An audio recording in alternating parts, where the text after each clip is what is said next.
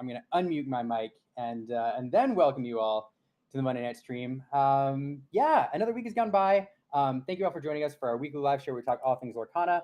I'm here by myself for the moment. Aaron is still putting down our little one as usual. Hopefully she'll be here soon. And Brandon, we'll talk a little bit about what Brandon was up to this weekend because he was off competing in a big tournament, the Lucky Llama event. We're going to talk all about his performance and his deck in a moment. But he is on event recovery right now because of his long drive. And so I'm here by myself for the moment, just for the next couple moments, because we're going to bring in some great guests. Because y'all don't want to hear from me. You want to hear from the other folks. So I know I'm all alone, Fair Queen. It's very, very sad.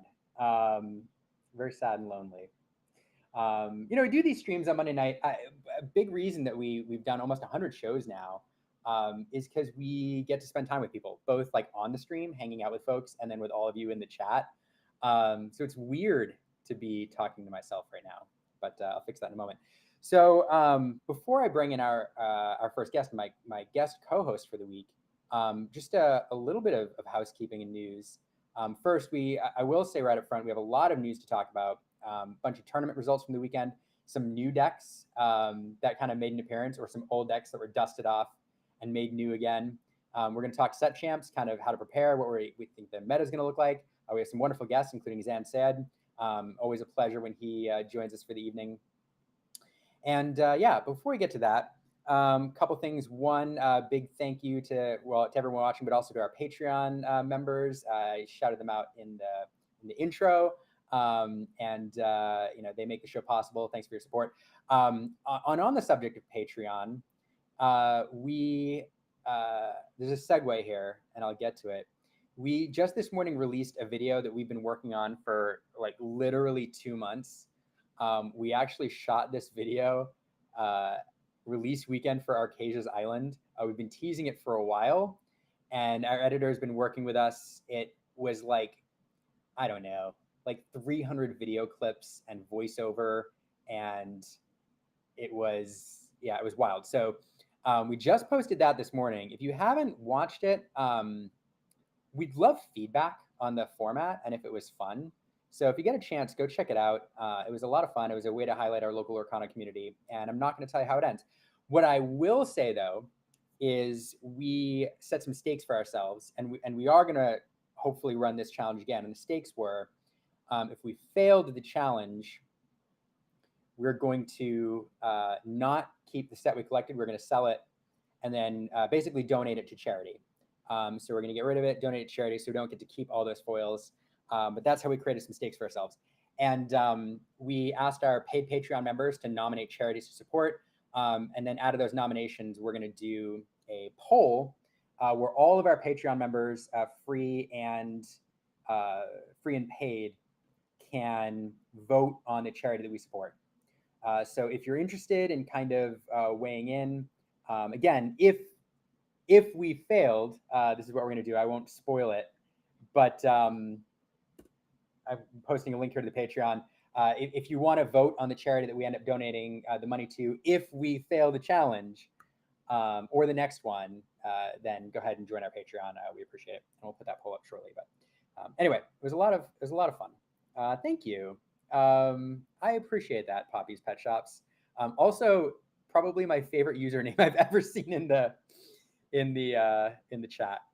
Sir Ashtown, no, we didn't include Enchanted because, frankly, that video wasn't sponsored, and that would have been quite the financial undertaking. A foil Tamatoa or Enchanted Tamatoa by itself would have been significant. So maybe next time, if we find a video sponsor, something will work the Enchanteds in. But we did not.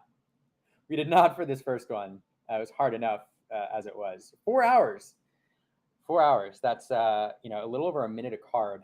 So pretty crazy. Aaron, so much fun to make. So much fun to make. Terrible to edit. Terrible to edit. So all right. So let's get down, I think, to the news. I think that's all the housekeeping. Thanks to Patreon supporters. Go check out our video. A lot of fun. Thanks for being here. There's a lot of what we talk about. I guess my last housekeeping note is I see you out there on Twitter watching, or the artist formerly known as Twitter. I have a hard time pushing the way Restream Room works. I have a hard time pushing comments to you, and I have to do it completely separately. So if I say I'm posting things in the comments, it might take me a while to get to you. If you go on one of the other platforms like YouTube or Twitch, you can actually get those comments faster. So just a pro tip. Anyway, all right. So we have a lot of news to talk about this week. A lot of announcements, a lot of announcements, a lot of things. Really excited to dive into it. To do that this week, I'm not going to be talking to myself the whole time. Really excited to welcome back to the stream for, I don't know, the 6th, 7th, 8th time, Logan Taylor, aka Xenulous of Team Maelstrom. Logan. Well, hi. Hey. I like it. Your background jives really well with our standard Illumiqueer's background, so I appreciate you just kind of, it's like you were meant to be here. Listen, I have to stay on theme anytime I get to come hang out with you, you know. Always fun seeing you or having you here. So thanks for joining us on kind of short notice again. No, dude, it's always fantastic to come hang out with you. How was your week before we get into the news? No, it was really good. I had an event this past weekend. I went to a charity event that was ran by Kurt Spice. Fantastic. The venue was great. The sponsors were great. The charity we were helping was great. It was also Inc. Incorporated. Their whole team was there. So getting to hang out with Garrick and all of those guys. I mean, I like going to Baltimore now that I'm like roughly a 4-hour drive. So it wasn't that bad. That's awesome. I was actually talking to you about this before stream. I've had my eye on Inc. for a while. They've been doing some awesome events. Definitely a group that's put themselves on the radar recently for holding like not only like well organized, well run and fun events, but a lot of big events, a lot of high profile players. And I would argue, along with what they're doing out in the West Coast with like Battle of the Bay, and then SSG Charlie's, like the Inc. folks are doing some. If you like following like Lorcana streams and competitive Lorcana, it's definitely a team that you should follow on socials and keep up with what they're doing, because you see some great Lorcana there. No, absolutely. I mean, just their invitational events alone.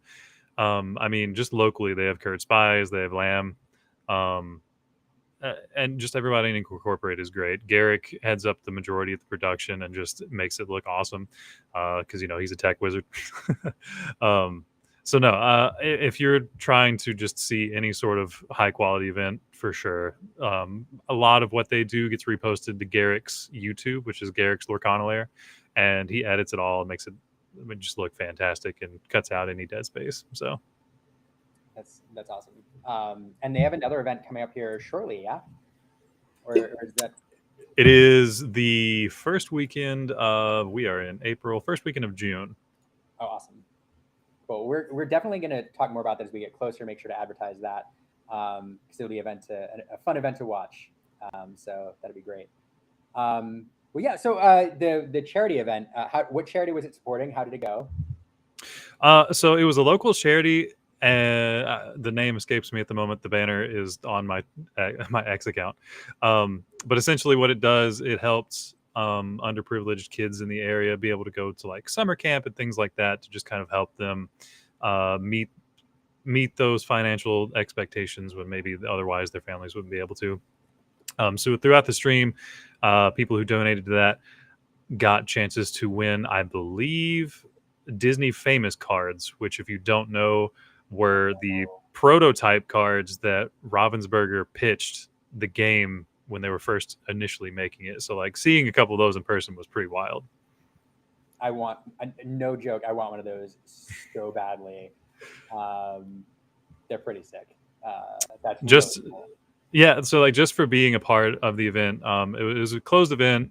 Kurt, it was more or less a small invitational, and there was one Disney famous card that just for all of us who were there, like he raffled it off to the 24 of us that were there, and the person that won it obviously was the envy of the rest of the room. Yeah, I'm super jealous. I'm a huge collector, and that's fun, and that's part of history. For those who don't know, the reason it's called like Disney famous, the original like name of the Lorcana project, like the code name, was Project Famous, and the story is that's because the concept of it was pitched and discussed by a bunch of Ravensburger insiders, including Ryan Miller, I believe, at the famous bar It's called The Famous, and so they just kind of went with that, which is how that came to be. So super cool piece of Lorcana history, and seeing those cards in person. I mean, just seeing pictures of them to me is super cool. Seeing them in person would give me chills. Oh, dude, it's so cool. Like the Flynn Rider one, like it was a still image from the movie Rapunzel, and his stats were changed. But just seeing like the really rough drafts of what the cards eventually will become is, I mean, it was just insane seeing it in person. Yeah, I'm gonna show it here. Oh no, do you have a picture? I went to your full disclosure. I went to your Twitter account. And, Oh, okay. I have to say right up front. I don't think publicly it's ever been confirmed that by the company that these are like actually official. I just don't think there's any reason to believe they aren't. So that is the small disclaimer, but they're still pretty cool. Yeah, look at that. Look at Yeah, that. no, I mean, it was just, I mean, just look at it. I mean, how else to pitch a Disney card game than taking still images from the movies and being like, Right? this is maybe possibly what this card could do. And I like to think that this Flynn Rider image was cropped like specifically to include Pascal in the corner there. It's just a little fun, little fun guy. That was for sure originally what it was supposed to be. Yeah. Cool. Well, that's awesome. Having one of the things I've noticed about the Lorcana community, and there are communities like this in every card game, but the number of like charity events that have popped up with players trying to use their competitive skills and their time to play Lorcana while supporting good causes. There's been a lot of them, so it's been kind of cool to see. No, for sure. I mean, I feel like we've seen the best of the Lorcana community since February. We just in general have kept things floating more or less. And I mean, it's just been amazing to see how we've been able to rally together and keep events going. It feels like every weekend there's been something major, more or less, going on that's worth traveling for. At least just keeping Lorcana alive and in the news and people circulating, talking about it. So, man, it's just been insane to see how much heavy lifting, just even from event runners, we've been doing. Yeah, no, I agree.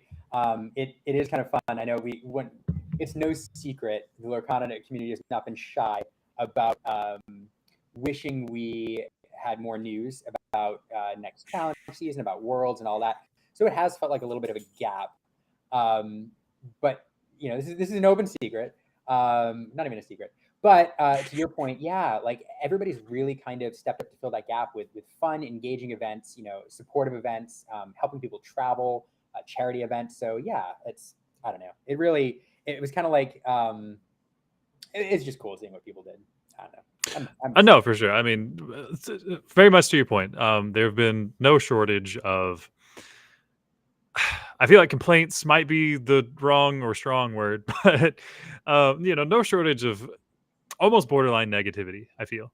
But in the midst of that, I feel like just the Lorcana community as a whole has really shown what we actually are made of. And it's not even necessarily about the competitive side of things. But while the events are obviously pushing the competitive things and trying to get top players to go and, push these things and have some excellent commentators, like you went down the South Side for one.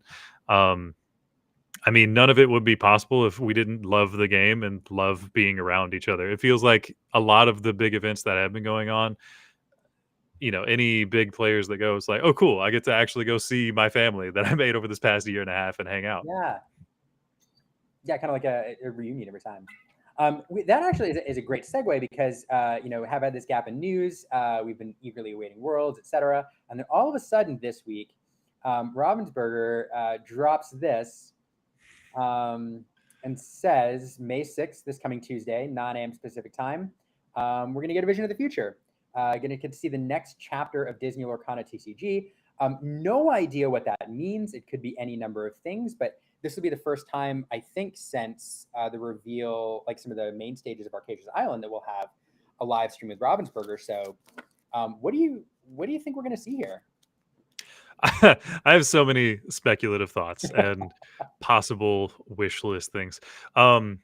We did get confirmation. I believe it was in the Ravensburger German Discord.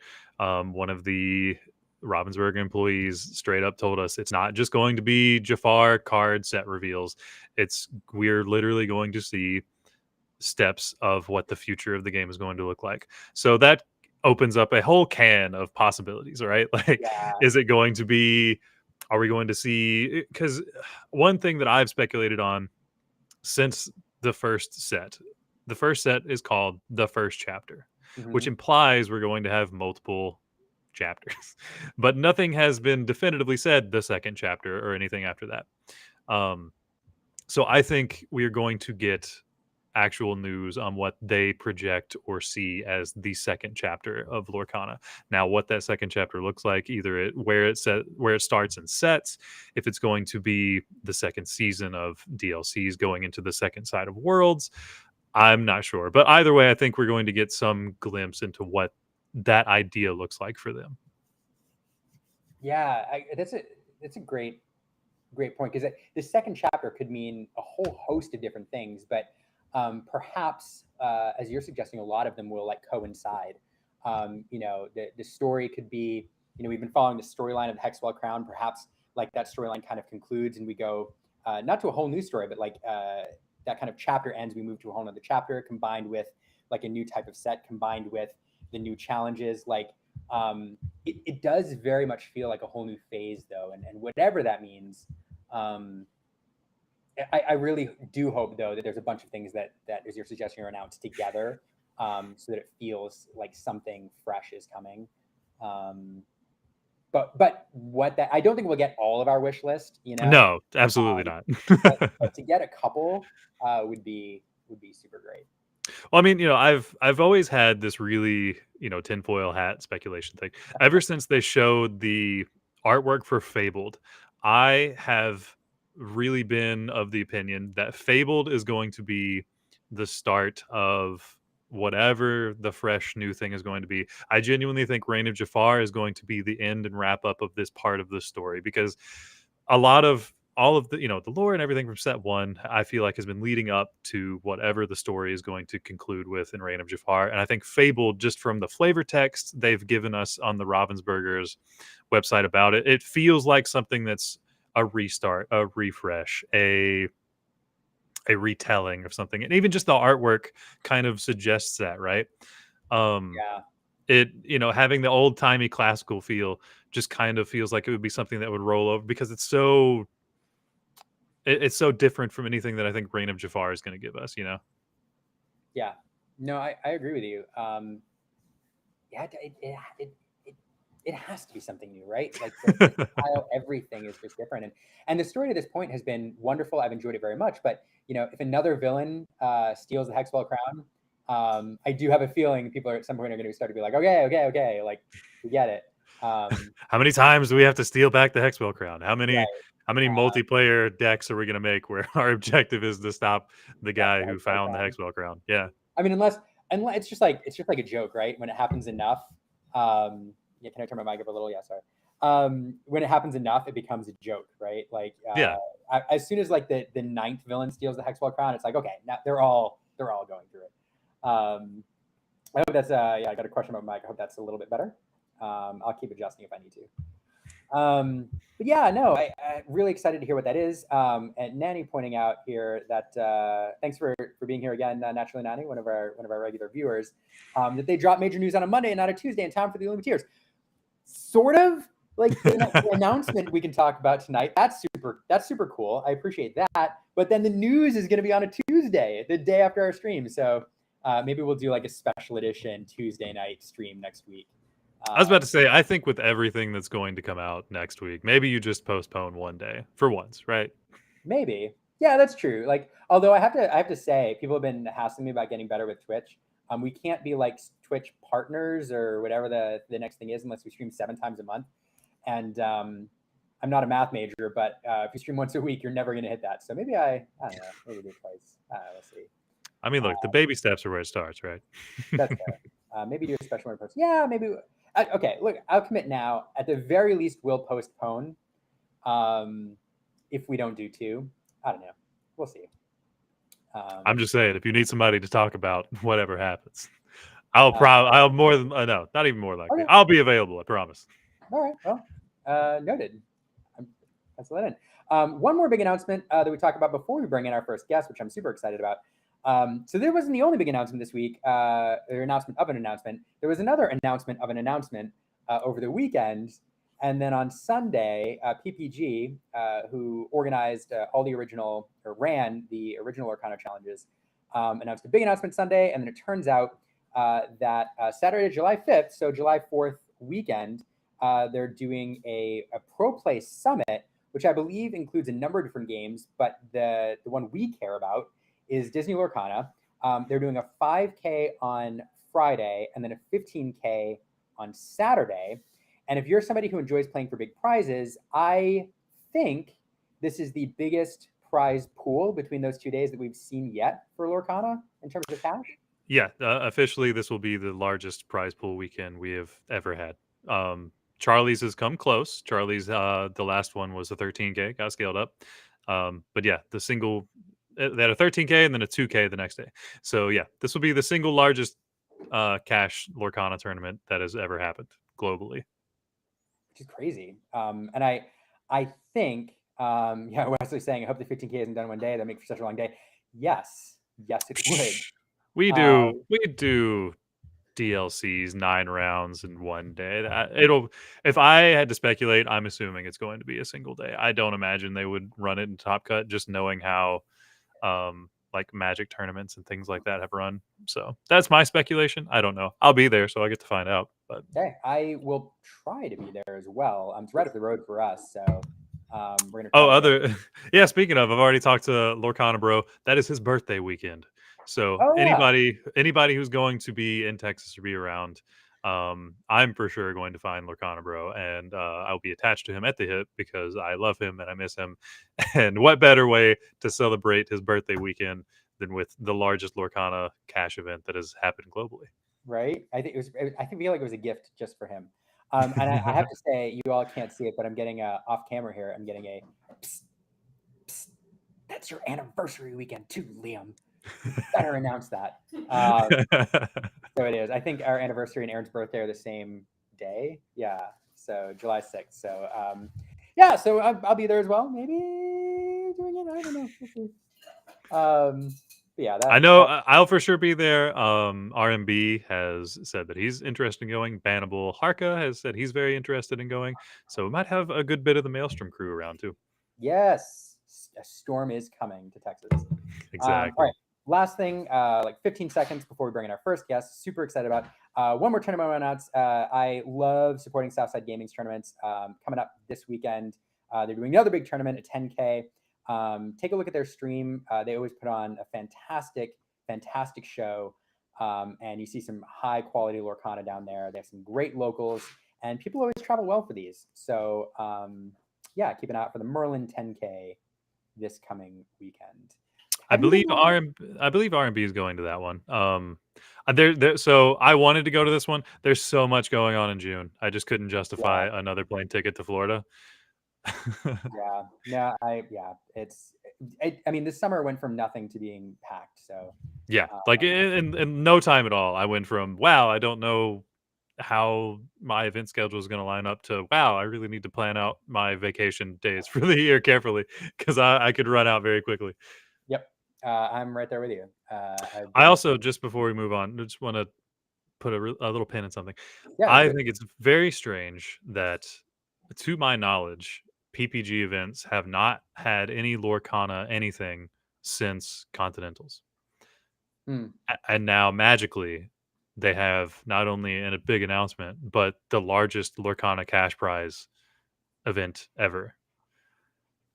Yeah. What that means, I don't know, but I assume we're going to get some really, really big news tomorrow from them. All right. We'll see. I'm excited to hear. But yeah, it is an interesting observation. And yeah, I am. Raybuck saying Top Cut is Sunday for the PPG event. Okay, cool. So there you go. Plenty of night for all the Top Cut players to stay up until 3 a.m. testing their decks with our teammates against their first matchups. Yeah. All right. Alternatively, all of us can just go hang out with Lorcana Bro. Yeah, and celebrate somebody's anniversary as well. All right. Which you all don't let me forget that. All right. With that note, I'm going to welcome in Aaron. Hey. Hi. Hi, Logan. Now I'm going to turn Hello. my It's microphone. good to see your face. It's wonderful to see you. Now Aaron's microphone is on. Oh, hey, that's helpful. Yeah. Hi, Logan. Yeah. Oh, hey, Gary. Gary from the mod team on Facebook. Hey, Gary. Hi. All right. Well, now we need to welcome in our first guest, and really excited. I love talking with Zan anytime, anywhere, any place, and every time that he takes time after one of his events to stop by here and chat with us about what happened, it is a true honor. So Zan is not only one of the best Lorcana players, among the best Lorcana players in the world, but also an innovator. And between him and a few other people, consistently is on top of quote unquote breaking the meta and coming up with innovative new decks and causing the prices of certain cards to spike. So with that, pleased to welcome in Zan Syed. Zan. Dan. Oh, you're muted. No, you're muted.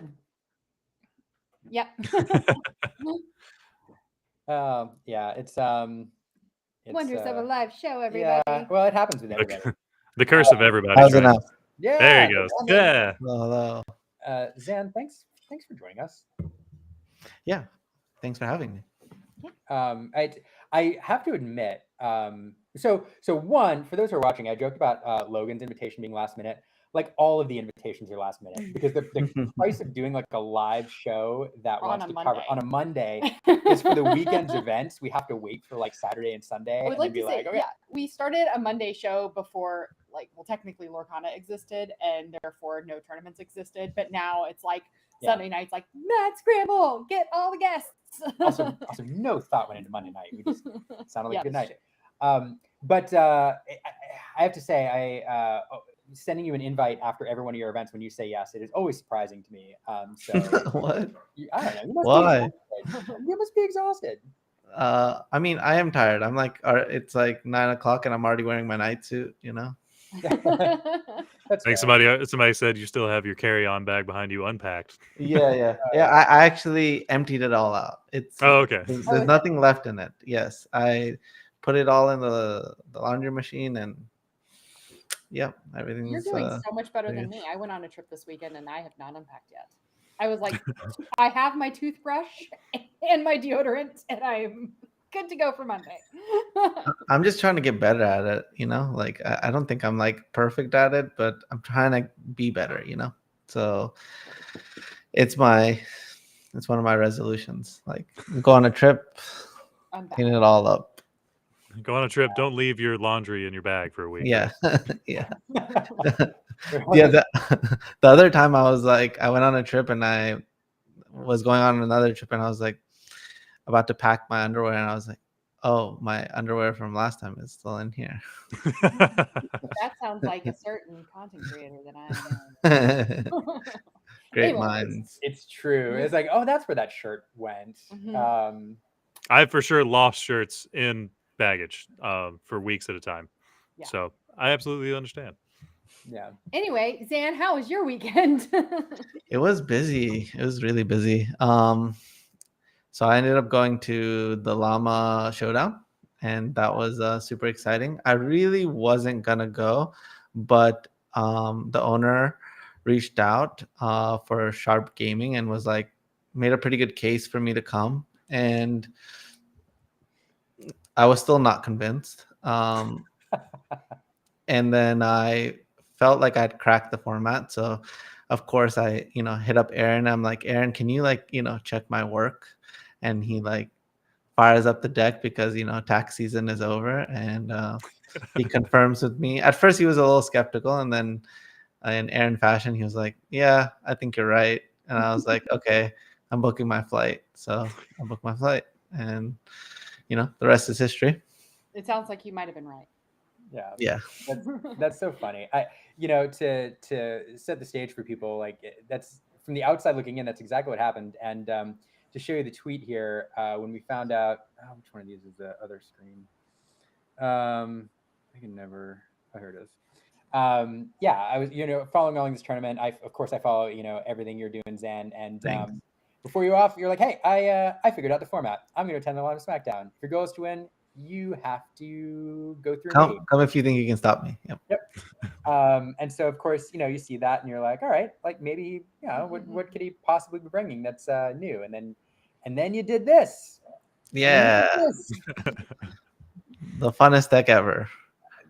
Are you being facetious? No, I'm being serious. It's really fun, and it's so fun that Aaron finally got a day off after tax season, and he's like, I was like, oh, what'd you do? He's like, I started playing this in the morning. I'm still playing it. This is like, I'm just having a great. I'm like, so you just spent all day just playing this deck? He's like, yeah, I freaking love it, and that just made me more excited.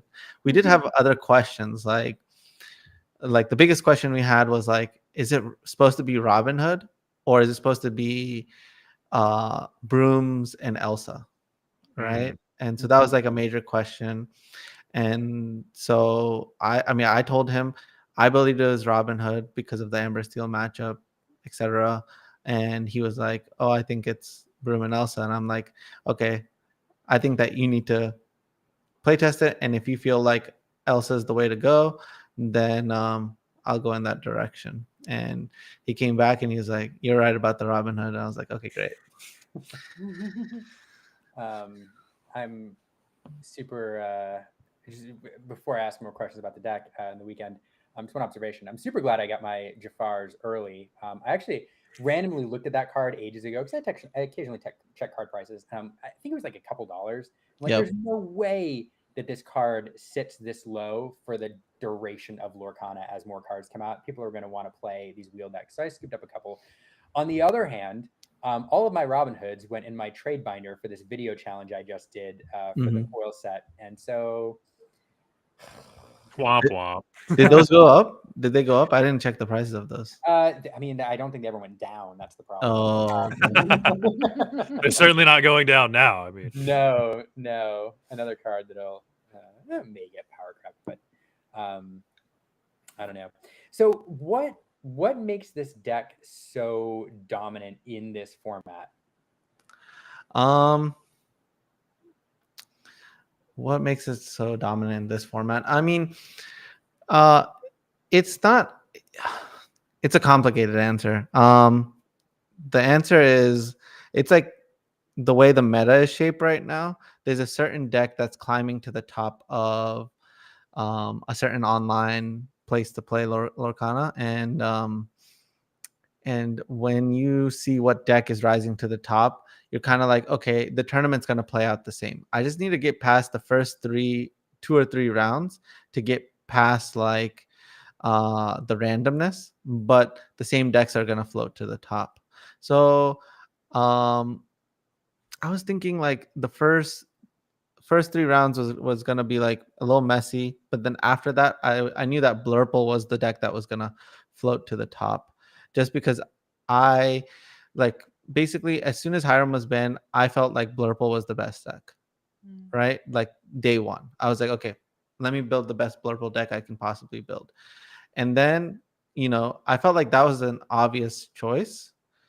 And then I started seeing like the wave of people that came onto Blurple, and they were just dominating with it until everybody was playing Blurple, and they were playing Blurple mirrors, and you could like whoever just drew better or drew more cards in general ended up winning those games. And so I didn't want to be a part of that. And so I was like, I can't play Blurple. I have to beat Blurple. And so I felt like this deck beats that deck the best. And so I played against it round 1.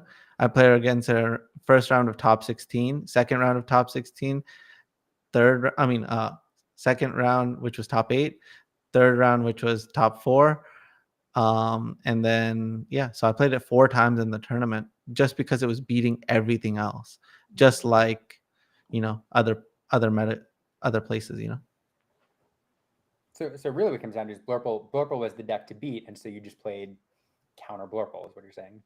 Yep, counter Blurple or whatever I think is going to rise to the top. The other deck I thought that was going to rise to the top was Red Purple Evasives. So I was like, oh, okay, these are the 2 decks that are going to come come to the top. They're gonna beat the amber steals and the green steals, and so I just have to make it to top 16. If I make it to top 16, then I'll have a grand old time, and that's kind of the reason why. That's kind of the reason why I was like willing to draw in as soon as I got my 4 wins into top 16, even if I was going to be a bottom seed, which I ended up being 11th. So I was on the draw 3 out of the 4 matches in top 16, right? The only time I was on the play was the finals. And so like that's how much of an advantage I had over decks like Blurple and Red Purple. What gives you that advantage? What gives me that advantage? So I play like a fair game, and then as soon as I am done playing the fair game, I just randomly I'm like, oh, it's time to shift this Jafar and whole new world, and then they die. So I have to make it to 13. They have to make it to 20. You know? Yeah, that's fair. Yeah, that doesn't sound like a fair game. The other way you can think about it is, okay, so you're playing Red Purple, I'm playing Jafar, and I'm on the play. Okay, on turn 4, I play a Jafar. All right, how do you stop my Jafar from shifting the next turn? I mean, you need some sort of targeted removal. That's really so you spend your whole turn Zeusing or something like that. I mean, but you're playing Red Purple. Red Purple, yeah. They're literally their only answer to answer those two would be Teeth and Ambitions. Exactly. Teeth and Ambitions. And if I see that you're playing Teeth and Ambitions, I'll just wait till turn 5 and play it with a Pete. Or I'll play double Jafar on turn 4. What are you gonna do now? Cry as he sets up his Jafar shift. Well, there is no answer to that. So now let's flip it. Blurple is on the other side, right? You're playing Blurple. I'm playing Purple Steel. I get to my turn 4. I can play Jafar or double Jafar, or I went like Jafar on turn 2, Jafar on turn 3, which is not hard to do. I have 7 Jafars. Right? How are you supposed to stop me from shifting Jafar on turn 5 and playing Whole New World? You can't stop 2 Jafars, not if you haven't exerted them. But you could stop 1 if you had an Elsa. You can stop 1, but you can't stop 2. Yep, you're exactly right. And so what does that mean? I just get to Whole New World. And Blurple doesn't even have a way to wipe the board. So on average, my cards cost less and they quest for more, which means I just flood the board and I win every time. Yeah, like so you get to like turn 6, 7, and you have, man, like on average probably 6 lore on board. Yeah, and they're just trying to Elsa or race you at that point. And these decks have never ever played against this deck before, right? So people are trying to figure it out on the fly. So one opponent's plan was they literally played Hades like 7 times or 8 times. But I just made them hit all the baby Jafars. And then I just started hard casting the big Jafars. And my opponent afterwards was like, did I play bad? I was like, no, I just knew you were going to do that. Right? I'm just going to play you ramped me to the big Jafar. You gave me all the resources I need. Yeah. You did this Everything to is yourself. everything is unfolding exactly as I have. But to be honest, he didn't have a choice, right? Yeah. Right. I mean, that's literally his only hard answer. He has to do that to stop the thing, or he just loses. So exactly. Yeah. And so, so I just had, this deck I wouldn't say is like an all-rounder deck, right? I would say like the classic, like blue steel, what do you call it? Blue steel items was an all-rounder deck. It can beat anything and everything. Does it really have a bad matchup? People would argue blue-red, but I would say when I figured out the sheriff build and won the last tournament before the ban, I would say that deck what best matchup was blue-red, right? You just jam a bunch of sheriffs and they can't kill enough sheriffs in order to win. So the thought process is that deck doesn't have any weaknesses. This deck can lose to decks like Amber Steel and Green Steel, but those decks don't have the tools to make it to the end of the tournament. So as long as I make it to the end, I can pretty strongly guarantee the end of the tournament metagame is going to be exactly what I want.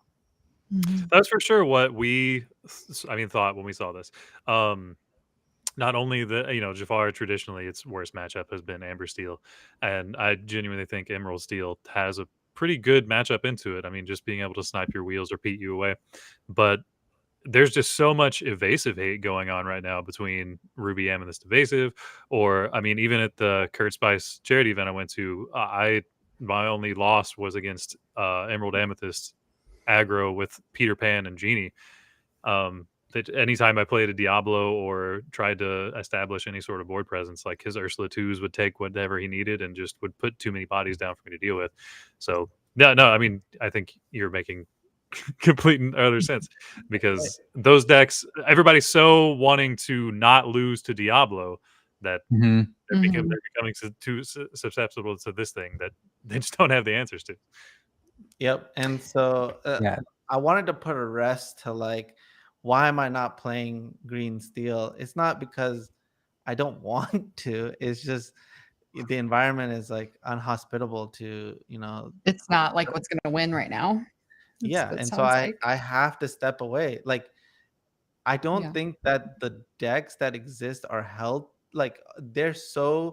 they want to beat a certain strategy so bad that they've left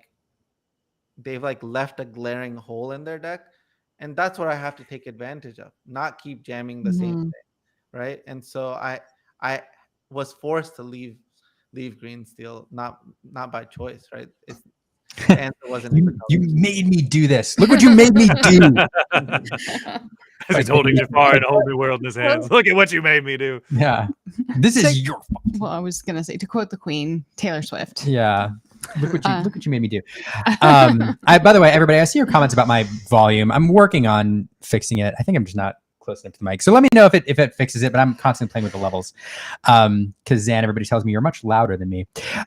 So that brings up an interesting point, because I have seen a lot of people talking about this meta, particularly after the ban on Flavisham and Fortisphere, who knows how that affected things, but at the very least, Flavisham. And it does feel to me, this is for everybody who's watching on screen, this is the breakdown of the meta at the Lucky Llama SmackDown event, the tournament you played at, Zan. Thanks to Lorcana Bell for pulling this together. But it feels like a very healthy meta to me, where you have I don't know, rock, paper, scissors, lizard spot going on as everybody's trying to, gain advantage, figure out where that hole is. You obviously, exploited that hole. Now, Jafars are going to be everywhere. People are going to figure out, how to play against that. And we're just going to see, I think, for the rest of this meta, people constantly shifting into whichever one of the, 5, 6, 7 viable decks out there they see as the most dominant for that particular moment based on momentum. Is that kind of what you see? Do you think there's another, there's a particularly dominant deck that we'll see everybody running, or is there perhaps another hole to be exploited that we haven't seen yet? Okay, so this is also really complicated. Okay, so we can look at the metagame as this pie, right? And you're trying to poke and see where it kind of breaks through. When you're looking at the hole, you're trying to poke and you're trying to see where the soft spot is so you can break through it, right? And so this weekend, we saw a couple of decks have success and kind of break through. So what's going to happen is people are going to take pretty close to the core versions of those decks and play them, and then one of those decks is going to come out on top, and this artificially healthy format is going to start to fall apart, right? And it all has to do with incentives. Are the people who are capable of breaking the format properly incentivized to work hard enough to do it, right? A DLC, a Continentals, a Worlds are more than enough of incentive to do that. And so we see that happen time and time again. right? And so, I have worlds coming up, and so I believe that if I continue to shape the meta, then I will have an advantage going into worlds. So that's my motivation, right? But I'm not sure if everybody else is equally as motivated to try and figure it out all the time, right? And so, um, but I'm only one stick that's poking at it, right? There can be a bunch of sticks poking at it, and that's what usually happens when we have continentals, right? We get a lot of innovation, right? We can see DKP's list being formed that ended up winning Australia right after continentals. We can see Ed building red purple in a very unique way that preyed on it. Where you can see me and Lorcana Bro make a new version of green steel that allowed me to get top 3, right? So yeah, it's just about incentives. Right now I'm motivated and incentivized properly, so I feel like I'm going to continue to do it. So um I mean, I regret doing it for blue steel because I think that it unfortunately, uh Fortesphere caught a stray, and I really wish I didn't. Really wish that Fortesphere didn't get banned, because I think that one of the best cards and one of the most played cards should be Sheriff of Nottingham, and with Fortesphere taking that stray, um, yeah, it sucks for Sheriff. I will say, for those who haven't followed Zan's career, I believe you're pretty famous for getting another card, for breaking a Magic format and getting a card banned there. Yeah. So you're just continuing that legacy here in Lorcana. I mean, card games have a lot of similarities, and history repeats itself. And Lorcana is tied with Magic kind of forever, right? Because the Ryan Miller was a designer for Magic. Um, so yeah, so I feel like I can take lessons I learned from it. But I will say Lorcana is like a much more complex and difficult game than Magic, and the meta is a lot more difficult to interpret correctly, just because I think that Lorcana is more accessible. To be honest, I think Magic has a lot of paywall situations that that stop it from growing. That's what's I sorry, you just said two things that I think are such an interesting juxtaposition to one another. You said Lorcana is much more difficult and complex, and yet it is more accessible, which is something I absolutely love about this game as a new TCG player. Is like, I think that you can go down this huge rabbit hole and you can continue to refine your craft with Lorcana.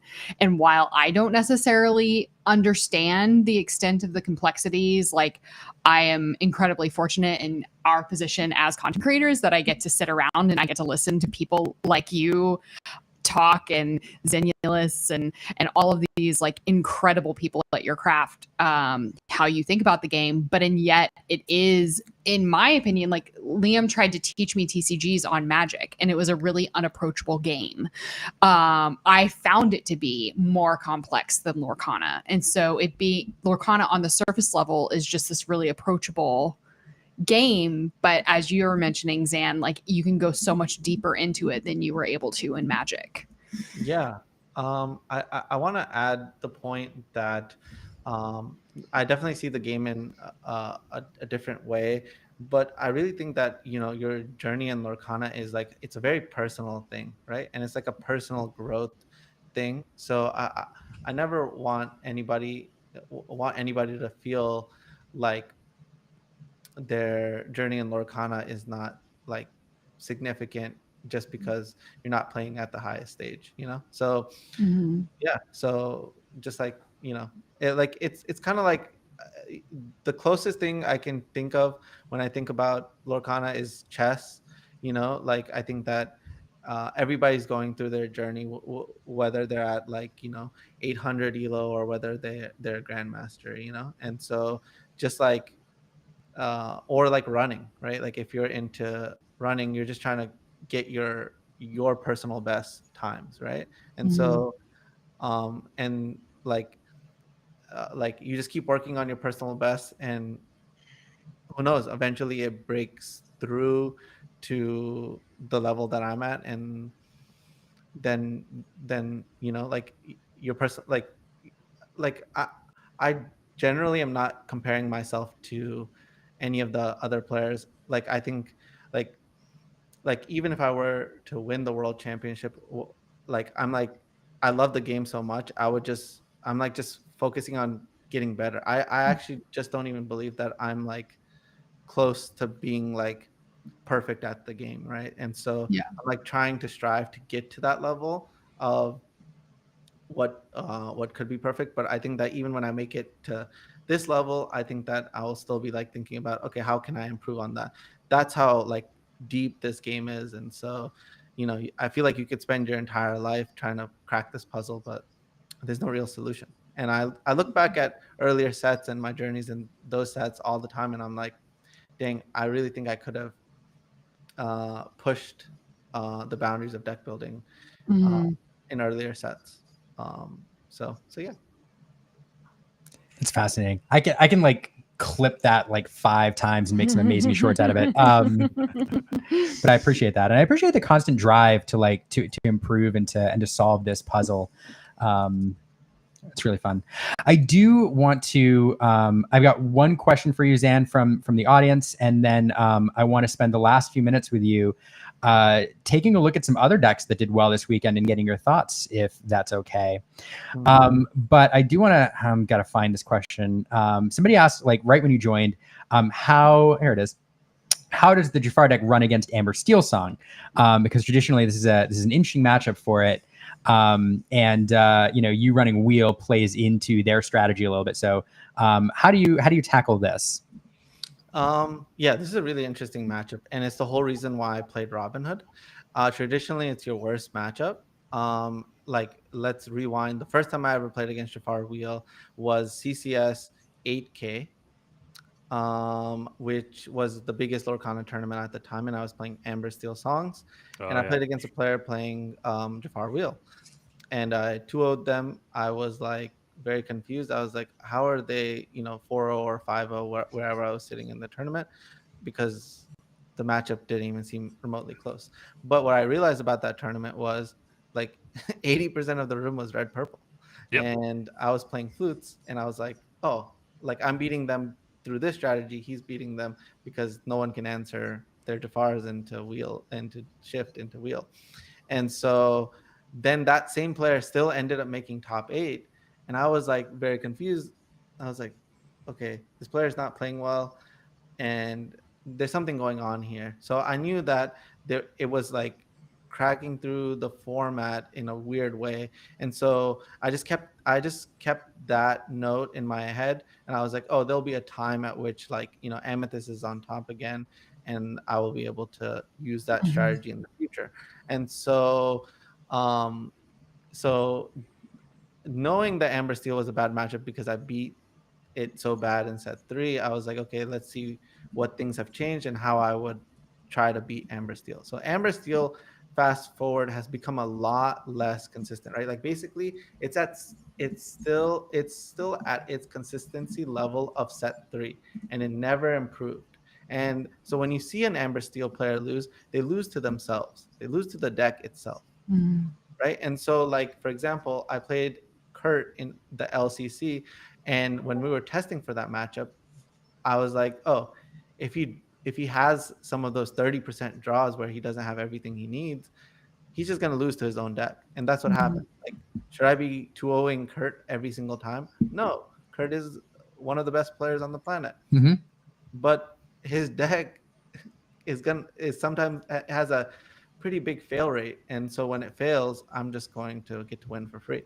And so the thing about Amber Steel nowadays is that, can it make it through a tournament to get to play me? And I think the answer is no, right? Like there was one copy that made it to top 4, but majority of the other copies died way before that, right? And so it needs to be So as long as I can get through the early rounds, I'm not gonna face it. That's number one. Number two is, so I'm playing against it online, right? Amber Steel actually doesn't have any reps against me, right? And so they're not gonna know what play patterns to play against. And so I'm playing at a pretty high elo, right? Pretty much the highest elo. So the Amber Steel players I'm playing against are the best in the world. Most of the time, better than what you would find at the top tables at a DLC. And so if I played against it, I think I ended up playing in testing. I played against it 7 or 8 times, and I 8-0'd it. I never lost to it. And Robin Hood was a huge factor. The other factor was I needed to time my lamps with my peats importantly, right? Because since I don't have Snake and Fox, Madam M Fox, to bounce my characters, I can use the lamp to bounce my own Pete to play the Pete again, right? And so there's a level of Petes that you, a number of Petes you can chain off that will eventually win you the game. So yeah. Yeah, mystical or miss. I can't pronounce his name. Mr. Roller Fair Sound. Thanks for telling the truth, Zan. Steel Song is a luck deck. Just don't brick. At least that's my journey with the deck so far. Yeah, it is my one. Actually, I want to take a look. The first one I want to look at, and maybe we'll only look at one based on time. But it does strike me that Steel Song every single set, like we think it gets like another. It doesn't seem to evolve all that much. It gets 1 or 2 tools. I think the biggest one that we saw advance it since the original design was like Prince Naveen, which allowed it to do some new things. But it just seems like a deck that consistently is there, does kind of the same things, and it gets 1 or 2 new tools, but it's pretty much the same. That being said, I did want to look at this one earlier, and this is a deck that Brandon B Squared played in your tournament, finishing 12th. We're showing Brandon's deck? Yes. Finishing 12th. He calls it Cats and Dogs. This is a Steel Song variant that runs Bolt there instead of like the Robin Hood shift line, I believe. But I don't know. What do you think about this version of this deck? Or my thoughts on Steel Song in general? Okay. So I think it's a sin not to play for a long game Zeus. It's like the best removal spell right now, and I think that you just have to play 4 in this meta, right? Like it hits Maui Shark, it now hits Jafar, it hits the locations like McDuck Manor. It's just the best removal card. There's no more Hiram. There's no more 6 butts unless you're playing Robin Hood, and this Steel Song deck is not even playing Robin Hood, right? So what do I think of this deck? I mean, I think it's super cool, and I think that the consistency is a huge problem, right? So if you look at the 2 Amber Steel Songs decks that top 16 that our tournament, they had Simbas, and so Simba helps conquer that problem. But is Simba an actually good card? Not really, right? Can you imagine if I had a Prince John in play? That's a free card, so I mean, I think that his deck is a improvement. I don't think I would have played the bolts. I think you have to play Robin Hoods over the bolts. You want a higher density of 1-drops, and but I mean, I would give his deck a solid B+. Yeah. I don't know. Look, I wanted to highlight this because I don't know. Steel Song seems like a deck that, again, you see 1 or 2 tools that are added per set, and this was a fun little twist. I love that it plays Bolt, and I just wanted to shout out Brandon because Brandon is known. This is my opportunity. Brandon is known as a really good caster. For those who've watched any DLC, you see Brandon there. He's done several other events, but. When you spend a lot of time like studying to commentate and talking with great players and studying, you become a really good player. And Brandon is a fantastic player. And going down into the Llama Smackdown, the Lucky Llama Lorcana Smackdown, into that field and finishing 12th is pretty awesome. So shout out to him. I got to watch him play, and he played excellent. And we got to talk a lot. And yeah, I'm extremely proud of him. The other thing I want to say about the deck is don't do 15 songs. We gotta do minimum 18 songs. Ariel's got to find something. Yeah. Yeah. I think that's Frank Carson's number too, I think. 18. Yeah. 18. I told that to Frank too. And So then, Zan, what would you? So you said you'd add one more Along Came Zeus. What would the other song that you would add be to this deck? World's Greatest Criminal Mind. I think it's pretty well positioned right now. I think you play one Along Came Zeus, two World's Greatest Criminal Mind. And that's a great answer to what's his face? Maui Shark. And then do you have any ideas of like what you would cut to add those, like off the top of your head? Yeah, I mean, I think that I'm not a big fan of the bold package, so that's where I would be leaning towards. But I get the Sven bold package that we're going for, but Sven really hasn't seen play since who's the little mouse that costs 6 but becomes a 4-drop when you have an ally?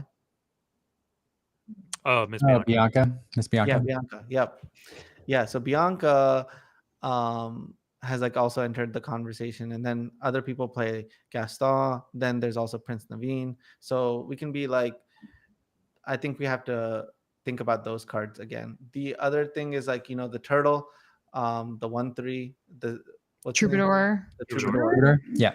I think that the Troubadour is the right play because when you have Bianca, because he's an ally. But I think that Vanessa is the better card in majority of the times, because remember, like the most of the time, the way you lose is you don't find the cards that you need. And so being able to draw that extra card because of Vanessa's toughness, because you can put 3 damage on it instead of 2, and draw that extra card off Rapunzel is like huge. And so Amber Steel Songs is a deck I'm like constantly think about it. I would call it like my first love in Lorcana, right? I got my first DLC top 4, my first Mickey with Steel Song, and I wanted to, like, it was hard for me to let it go, but it was just, I mean, they just didn't give us the tools. Like basically the upgrades are all the same card, just different versions of all the same card. Bianca is Gaston, and Bianca and Gaston are Naveen. All 3 of those cards are the same, just slightly different variations of the same card. And so are we really getting improvements? No, we're just getting fake improvements. Yeah. Can I ask? Sorry, I don't know how much time we have with Zan. Not much, but go ahead. What would you consider to be an improvement? Like what mechanic do you want to see brought to Steel Song that you think would really revolutionize the deck? What would revolutionize this deck? That's an interesting question. That's a really good question. I mean, so it'd be some new mechanic, right? Like if we didn't have flutes, it would be something like flutes, but we have flutes. We even have flutes on a body, and it wasn't good. Yeah, right. It would need to be an Amber Steel dual card, I think. Okay. That's step 1. And it needs to, what I would take? I would take a card that would look at the top 5. Like let's say it costs 2, and you look at the top 5 and you grab 2 songs. Ooh. Yeah, I mean, visions of the future, but better for Amber Steel. Yes, but because you can only hit songs, right? So a lot of the times when you and it's like an action, or if it's a song that if it's a song that like makes more chain, like. Imagine you have Mr. Smee loot and find you a storm or a strength for your Cindy 1 to sing. Yeah, that's what we need, guys. Yeah. Fascinating. Sometimes it's simple things too. Like who would have thought, well, I guess, nobody would have thought of Belle as a unique card, but when everybody saw her, you're like, oh man, this is simple little thing. It's a common, but it's gonna break some of these decks wide open. Anytime anything has for free tagged on, that's when it can possibly become a problem. Yeah. Sorry, I was just curious because you were talking about that it hasn't really seen any like true upgrade. So I was like, what is the upgrade that we're waiting for? I wonder like anything in steel, like a low cost playable beast at like 1 or 2. Oh yeah. That, something like that. Yeah, I don't know. We do not need a 1 cost or 2 No, cost. please no. Be quiet. Please no. Rob, if you're listening. Morph needs to be the only way Oh, the that's sad piece can get Right. into I get onto the field. like Wesley's idea. I like a card with a that had a good body at the top end and let you gain lore for the number of songs in the discard pile. That's fascinating. Cycle cards, build your discard pile. That sounds like a card that needs to get banned before it gets printed. Right. Well, we need more, right. We need more. What do we call it? Graveyard hate. You know, not enough of that. It calls me and becomes a staple in Amethyst. Right. Fascinating. Feed the beast. I don't know. Wasn't there like a mechanic in Magic where it was like basically beyond like a graveyard? Like, like exiling things? Yeah. Yeah. Removing They things. fix exile. Basically, when you put stuff into your inkwell, that's like exiling. Oh, but that gives you ramp though. I know, but that's the fix, right? You can no longer use it in the discard, but you can take it to another zone so it can't be used from the discard. That's true. So because like the whole time in Magic, you're like, what's the point of this exile? Because then they just started printing stuff that you could take out of the exile and put it back into play, and you're like, well, then that's just like a discard. Exactly.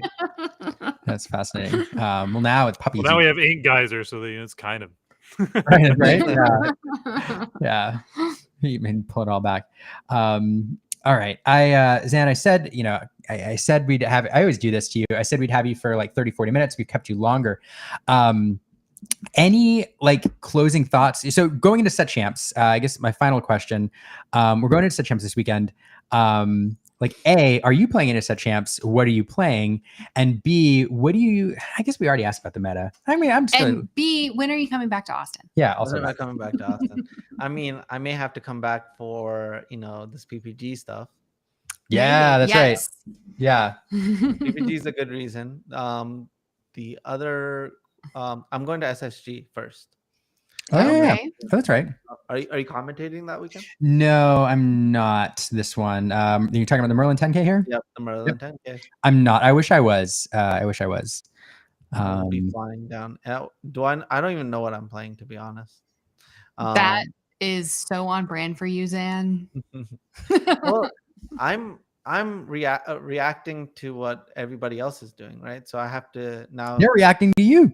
Yeah, no, but we're all reacting to each other, right? Like they're reacting to how I set the meta, and that's the whole reason why you want to set the meta, is because it's like one less step, right? Like usually, let's say DKP wins a tournament, then everybody's reacting to DKP, and then you're trying to react to what everybody else. You're trying to react to how everybody else is reacting to DKP, right? But now, if you're the reason, like you're the thing everybody's reacting to, then you don't have to learn about like the thing that everybody's reacting to. You get what I'm saying?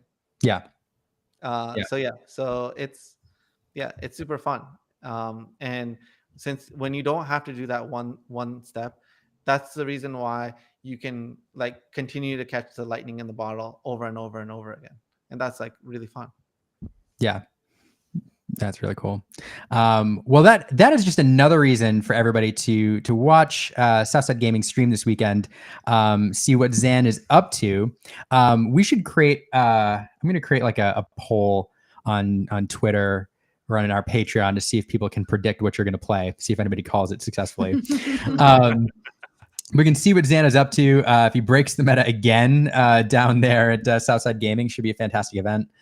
Zan, thanks so much for this. This is such a treat. And maybe if we do 2 streams next week, a Monday and a Tuesday, just if you maybe after the Southside Gaming, maybe you consider stopping by again. I don't know. Yeah, I mean, I'm trying to go for back-to-back wins. Yeah. Okay. Either way, it'd be fun to talk to you again. So I'm sure you can't commit now because you have a lot of other stuff going on. But Yeah. Anyway, Just thanks so much. casually after the possible three-peat, but also whatever news we get next Tuesday. Oh yeah, Yeah. that's gonna be exciting. Yeah, super exciting. So yeah, maybe stop by next Monday and we can muse about what we think we're going to hear on Tuesday. But thanks, Zan. This was always a pleasure. It was good to see you, Zan. Thanks so much. Have a good night. See ya. Bye, Logan. Bye, Bye, Logan. See ya. Zan is the way Zan like thinks about card games and Lorcana. Like I could talk to him all day. I don't know. One of the best. One of the best. Teach me more. No, Zan's like fantastic. I mean, even from the first CCS, the first CCS was wild. First of all, you had me, R&B, Humble, Zach Bivens, Ed, Zan, and then in top 8 was me, Ed, Zach Bivens, Zan. So that's like the who's who of Lorcana right there. Yeah, like so the very first CCS at the time, it was the largest Lorcana event that had ever happened. And it's weird to think back that far and just see how close I've become with like all these guys that at the time were just random internet names that I would see on like just Discord forums and things like that. And now like I see Zach in person, I immediately go give him a bear hug because he's one of my favorite people in the world.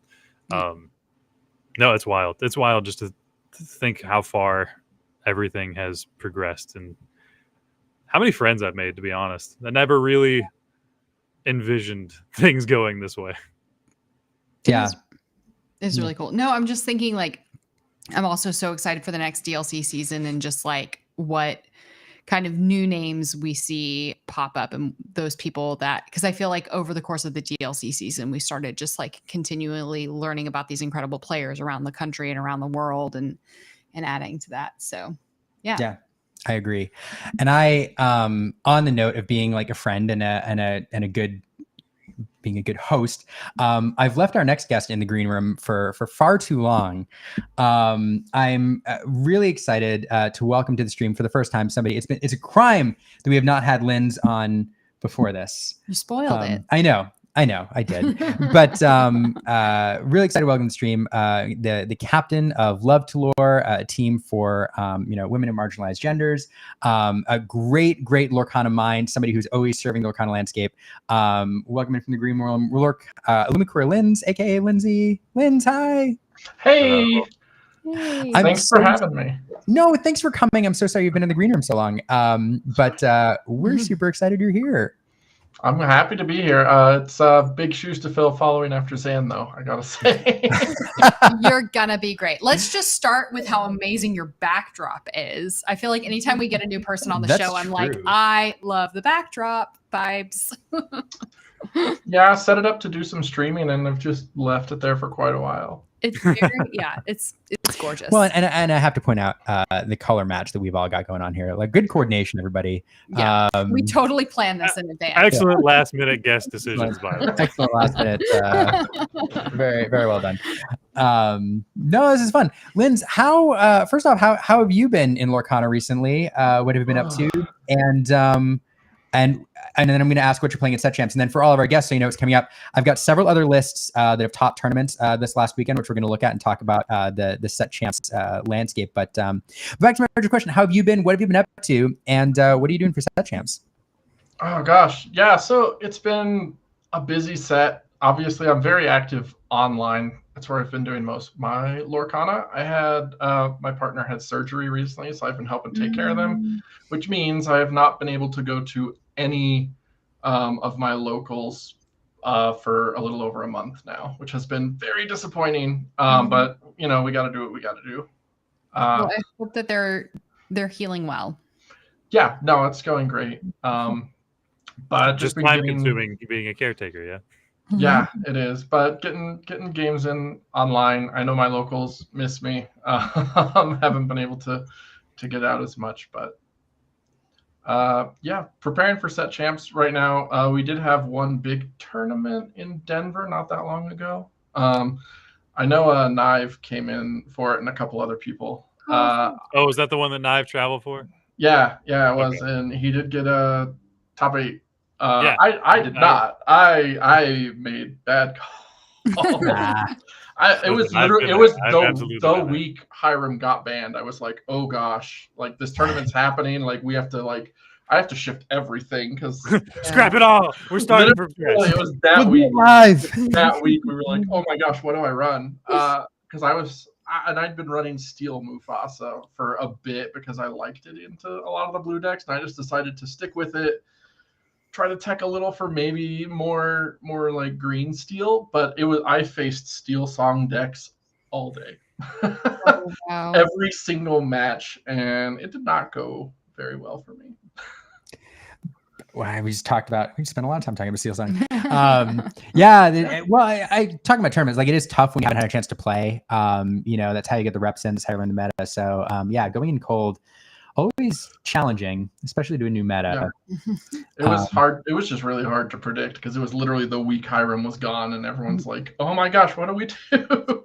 Oh yeah, like my first event that I went to right after the ban, I think I went 3-3 for the day, and yeah, like everything that I thought I was gonna come up against was not present at all, and I was like, this is not even remotely cool. Yeah. All right, back to the drawing board, boys and girls.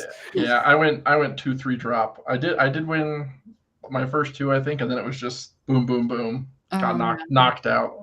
Yeah, see, like I lost my round 1, and then I won my round 2, and then it was just boom, boom after that. And I was like, oh my gosh, what is happening? Sometimes it's not your day. No, absolutely, trust me. I think I can. I've been on stream, I think, exactly 1 time and done well. Any other time I've ever gotten a stream match, it has been like, oh, cool, you just have +10 modifier and get everything you could ever want. That's awesome. Love that for me. Yep. So, Lindz, are you going to have an opportunity to play in set champs, do you think? Or yeah, actually, my weekends are pretty free, which is nice. So I'm going to be able to do quite a few set champs. So that'll be great. Prepping for that. And you're in the Denver area? Yep. Okay. So everybody look out for Lindz coming back with set. They all know me. Don't worry. So what are you like? I'm assuming you watched the Lucky Llama tournament this weekend, and kind of what do you think about the meta and how that's shaping up this week? Interesting. It's fun to see again, like Zan's deck doing really well out of nowhere, and now all of a sudden we're like, oh no, Jafar Wheel's back. What do we do? Yeah. I'm on the same page as Zan though, realizing that Blurple was going to be really good. I was on Blurple for sets 5 and 6 ever since we got Tipo. I've kind of been like building that deck a bit, and now as soon as the Hiram ban happened, that was a deck I was like ready to get back into. And I'm a little sad that if I do end up playing that, which I do have a list, it's going to be a lot of mirrors probably, because a lot of people are running it now. But teching for mirrors, and now I've got to look and tech for Jafar and figure ways around that. But that's one of my 2 decks that I'm working on right now. The other one being Ruby Mufasa, the one everyone knows me for. So still cranking through that. I want to see that list when you get it figured out. I think I posted it. I posted on my Blue Sky a couple days ago. I've got it pretty sorted at the moment. I'm teched. I tell people this a lot. I'm teched really heavy for Steel Song, and that's just because that is a Denver thing. Interesting. So set 1, we had that big Denver tournament. I don't know if people remember that, but that was when Steel Song was a thing. It won that tournament, and people were like, "What is this deck?" Like everyone thought Ruby Amethyst was, the cat's pajamas. And I remember the first 1K I played in Denver. I played against the person who won that Denver tournament with Steel Song. It was a lot, but ever since then, everyone in Denver has just been really high on Steel Song. I feel like it's like 50% of our meta. I love that we're looking at a Ruby Amber deck right now. I don't feel like we have Ruby Amber deck very often on our show, so I'm so excited to hear about this deck. Yeah, I mean, I haven't taken Jafar Wheel into account, but I don't know if I'd make many changes. My big differences here, I'm really high on Nala and Teeth and Ambition right now, which has done really well. Again, with Steel Song, if they hit the Cindy and they just start pinging off my little characters, I want a way to deal with her. So Nala plus Teeth does that and gives me that Rapunzel value on the back end.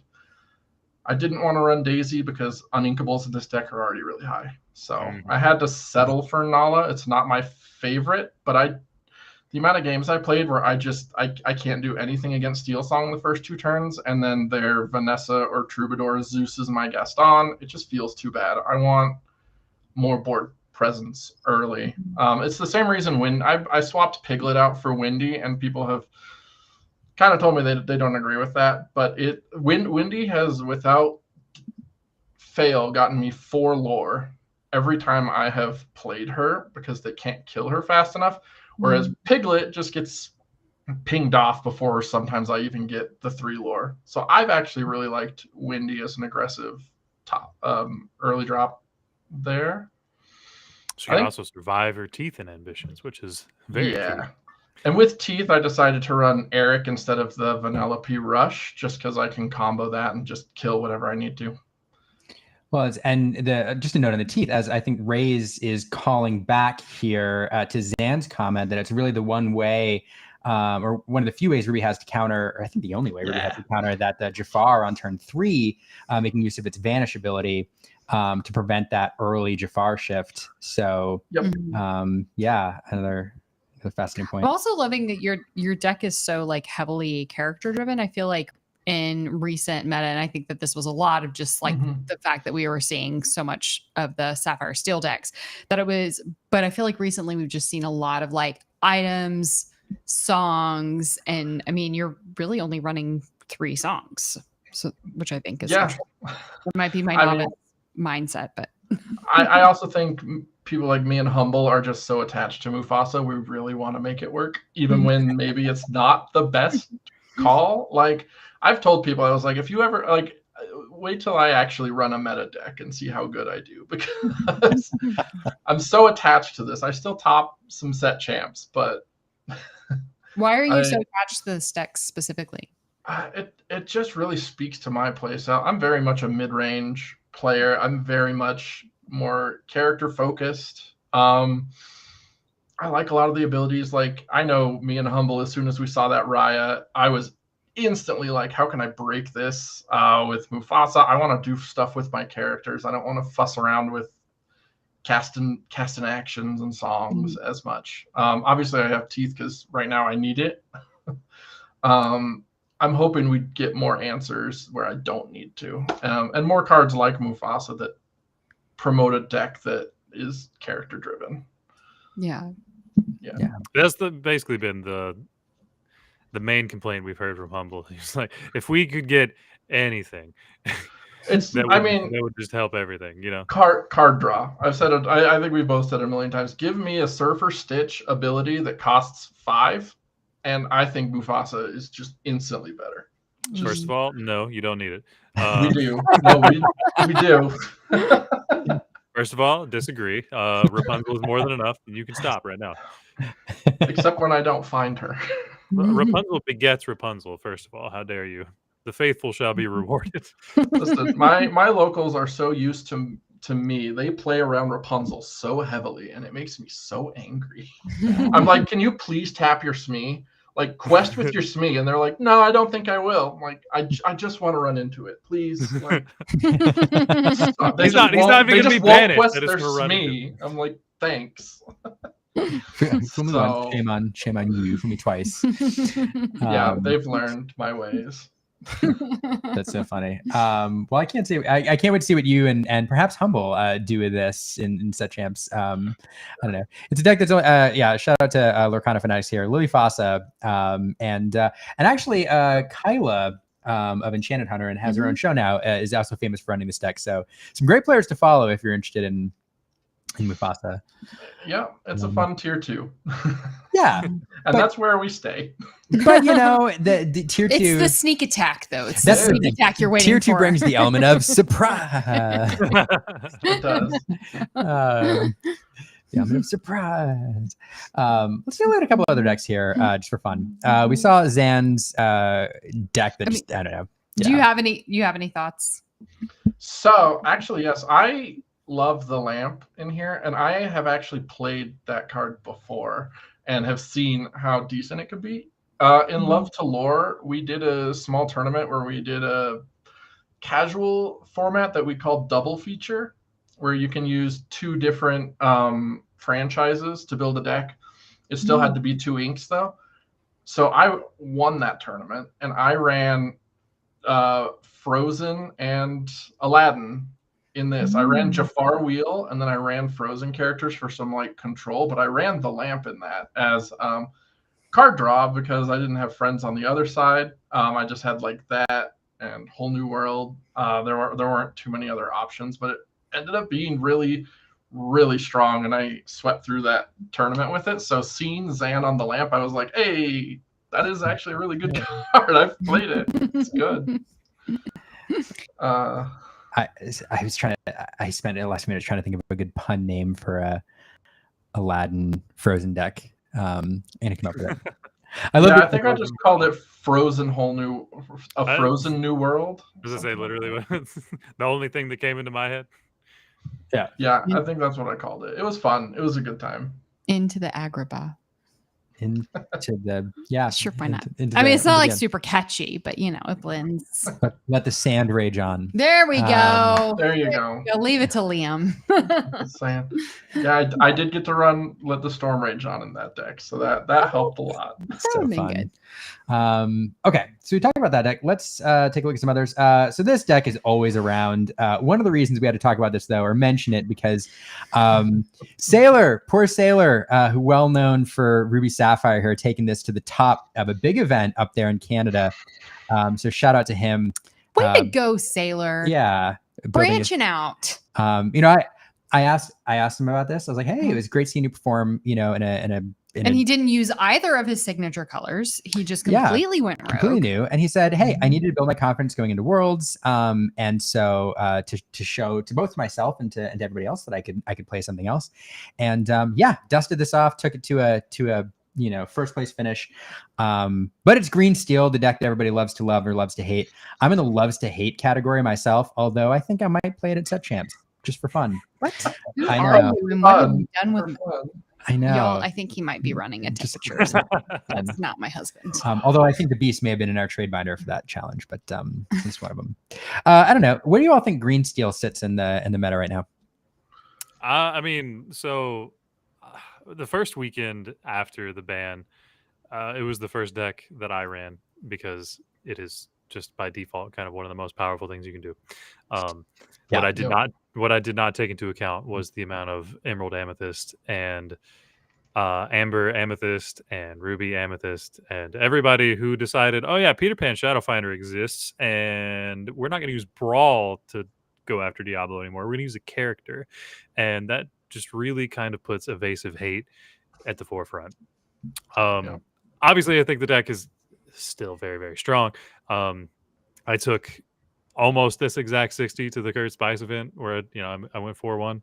The only difference was I cut a Cove and a Hypnotize for 2 Baboom because Bannable Harka loves that card. I'm also a coward and want to take out shift lines early from Amber Steel and just aggro decks. But I don't think there's ever a world where Emerald Steel isn't possibly just one of those sneaker decks that can just roll a room because you high rolled all day.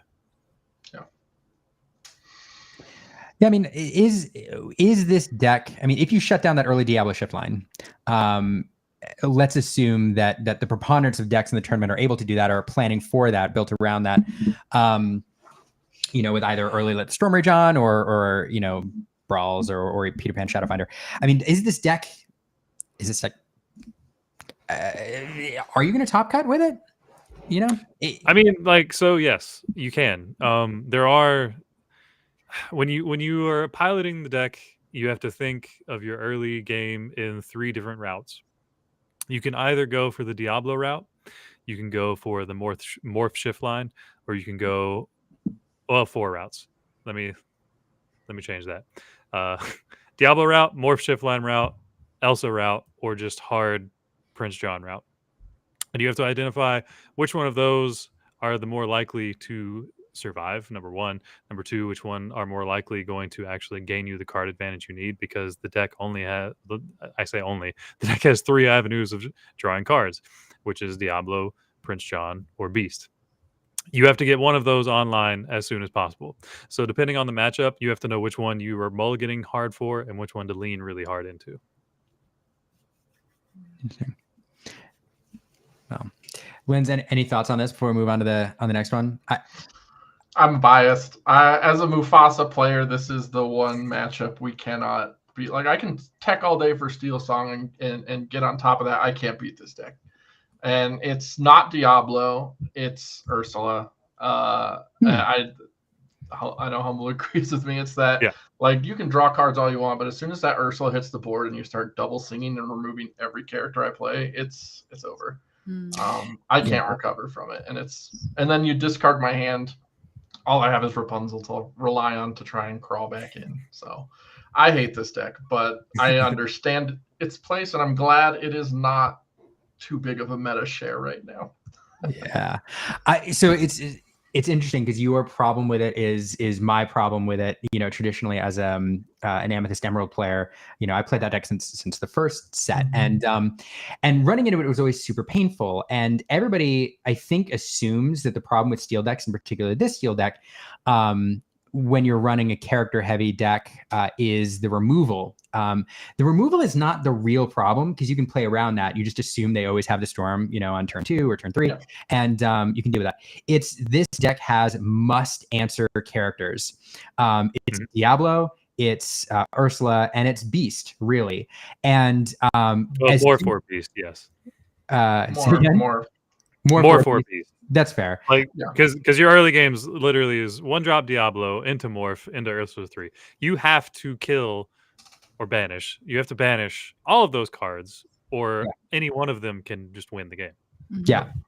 And the challenge for, you know, for particularly my deck was you just didn't have enough answers. And as soon as they play the Diablo, you deal with the Diablo, you're like, okay. Then they play the Ursula, maybe you deal with the Ursula, you bounce it or you manage to do something with it. And then they play the Beast. And as soon as the Beast sticks and there's drawing them 2 cards a turn, there's nothing you can do. And the Beast in particular, I found problematic in my particular deck because there was just no good answer for Beast or Robin Hood mid game. It's the mid game, you know, the big characters. Beast just a bash breaker. Yeah. So early Emerald Amethyst, we didn't have the luxury of Elsa. Our best tool was Pinocchio to turn anything sideways. Bounce Pinocchio, play Pinocchio. Elsa, a huge game changer in this regard. But again, then you have to you're waiting until turn 5, and that early Ursula just becomes sad face. Anyway, I hate this deck, but maybe I'll play it. But congratulations to Sailor for topping tournament with this. Let's move on. Of course, we have to talk about Kendall Burdett. No, I'm not. From World Class Cards, heading over to Germany and playing in the Ravensburger event this weekend over there, bringing in this deck. This was a deck that everybody, like, it was a joke, I think, early on. Everybody was joking with all the Ruby Amethyst players. You know, they're playing this deck every set since set 1, and then all of a sudden it was not very viable into the meta because of, you know, the dominance of the item decks and then the sad faces, the jokes, and then of course, like a bad habit, midway through the meta, it's back. It's viable. What do you all think of this build? I like it.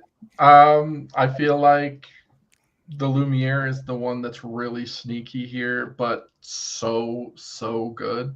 Kind of stealing from our Mufasa decks for the last couple sets. We've been really high on Lumiere to dodge a lot of Ruby removal, honestly, and just make things hit well. like your rush characters, now Peter Pan takes out Diablo at Cove. Like, speaking of the green steel, like, you hit Lumiere and then Peter Pan, boop, like Cove, you're not even safe. It's really good. This is so, like, I think the first comment I saw when we saw Kindle's deck list, somebody was like, no, I'm not. It's back on Ruby Amethyst. The world is at peace. Yep. Makes sense again. This is pretty close to the list that I kind of started working on pretty hard after the ban. That first weekend where DKP ended up winning his event. Ruby Amethyst Evasive showed up and just kind of hated out the rest of all of the other evasive lists. Emerald Amethyst Discard was really running rampant, and then Emerald Steel Discard was running rampant, and Ruby Amethyst Evasive just kind of comes in with Peter Pans and Genies and Iagos and Elsas, and you're just like, cool, nothing in the sky ever gets to live unless I own it. So the week before the event, put out a guide in the Maelstrom Discord, and I had like a list of cards. It was like, if you're going to make changes or additions, these are the things I would consider. And with the exception of Lumiere or Queen's Castle, like all of the cards that Kendall put in the deck are the ones that I was like, we should think about possibly putting these in the deck. And so he just decided everything that's good right now is going to go in here, and we're going to attack everything. I think it's fantastic. And obviously, no, I'm not being, I still think the undisputed best Ruby Amethyst pilot in the world just showed us exactly what he can do with this type of list. I think running this really is going to highlight how well you can think about your ink decisions and how well you can adapt to what you're going to be playing into against, because traditionally Ruby Amethyst is made to attack what you think you're going to be facing. So as long as you understand what tools you have and when to use them and what you can afford to ink in the early game, I genuinely think this deck can beat pretty much anything. Yeah. It is interesting, it strikes me, this deck has so many different win conditions. It is evasives, and if you're not careful, the evasives run away with the game. Genie, of course, can close things out if you don't have an answer for him. But then you're running the Maui, chain with Pirate's Life, bringing back actions, gaining lore that way. Maui closes you out the game. And if that weren't enough, the old traditional, drop 2-3 Queen's Castles in the late game around the Be Prepared, also there. So if one of your win conditions isn't panning out, if they have the answer to your locations, maybe you go with Maui Shark. There's just so many tools. I don't know. Yeah, Castle coming back because Scrooge and Bell are gone. Yeah, fair point. Fair point. Tower defense has always existed, but I think JDRR put out a Sapphire Amethyst list not too long ago. It had McDuck Manor and Queen's Castle, and everybody was like, "Oh wow, anything that just gains you 2 passive lore. This is annoying." So much willpower. Just going to casually plop down like 30 willpower in a turn because nothing in the world can deal with it. Why not?